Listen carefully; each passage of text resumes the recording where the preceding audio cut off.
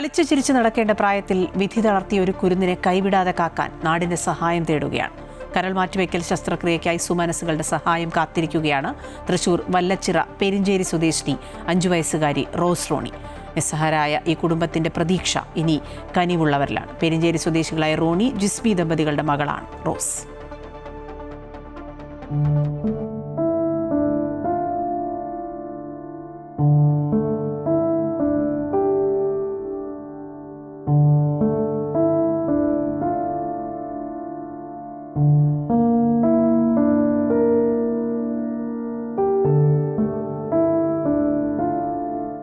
ജന്മനാ കരൾ രോഗബാധിതയായ റോസ് റോണി മരുന്നുകളുടെ പിൻബലത്തിലാണ് ഇതുവരെ എത്തിയത്.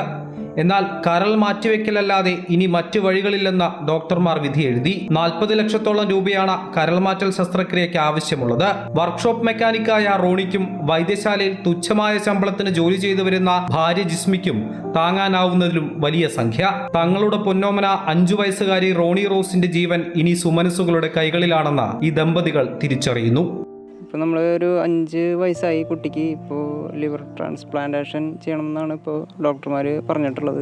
ഇപ്പോൾ നിലവിൽ നമ്മൾ കോഴിക്കോട് മിംസിലാണ് ട്രാൻസ്പ്ലാന്റേഷൻ ചെയ്യാനുള്ള നടപടികൾ ചെയ്തുകൊണ്ടിരിക്കുന്നത്. ഇതിപ്പോൾ ഈ സമയമാണ്, നമ്മളെ ഈ പ്രായത്തിലാണ് ഇപ്പോൾ മാറ്റിവെക്കൽ ശസ്ത്രക്രിയ ചെയ്യാൻ പറ്റിയ നല്ല ബെസ്റ്റ് സമയം. ഇപ്പോൾ ചെയ്താലാണ് സക്സസ് ആവുക. ഇപ്പോൾ 40 ലക്ഷം എന്തായാലും നമുക്ക് സർജറി കഴിഞ്ഞിട്ടുള്ള മറ്റ് ചിലവുകളും അതിൻ്റെ ഫോളോ അപ്പ് മെഡിസിൻ എല്ലാം കൂടി ഒരു 40-45 ലക്ഷം ചിലവ് വരും. ഇപ്പോൾ നമ്മളൊരു സാധാരണ ഒരു വർക്ക്ഷോപ്പ് ജോലിയാണ് എനിക്ക്. അപ്പോൾ അതിൽ നമുക്കിത് താങ്ങാൻ പറ്റാത്തൊരു സംഖ്യയാണ്. അസുഖബാധിതയാണെന്ന് തോന്നിക്കാത്ത വിധം ചുറുചുറുക്കുള്ള മിടുക്കിയാണ് റോണി റോസ്. പഠനത്തിലും പാഠ്യേതര വിഷയങ്ങളിലും മികവ് കാഴ്ചവെക്കുന്ന ഈ കൊച്ചു മിടുക്കിക്ക് ഇനി വേണ്ടത് ഒരു ജീവിതമാണ്.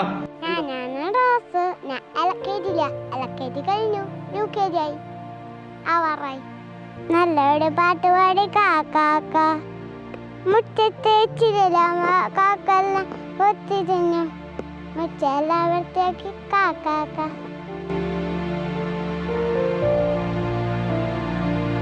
പഠിക്കാനൊക്കെ പിടിക്കുകയാണ്, എല്ലാത്തിനും ആക്റ്റീവാണ്. ഒന്നിനും ഒരു ഇതില്ലാത്തൊരു മോളാണ്. ദൈവം ഇത്രയും നമ്മളെ സഹായിച്ച് 5 വയസ്സ് വരെ എത്തിച്ചു.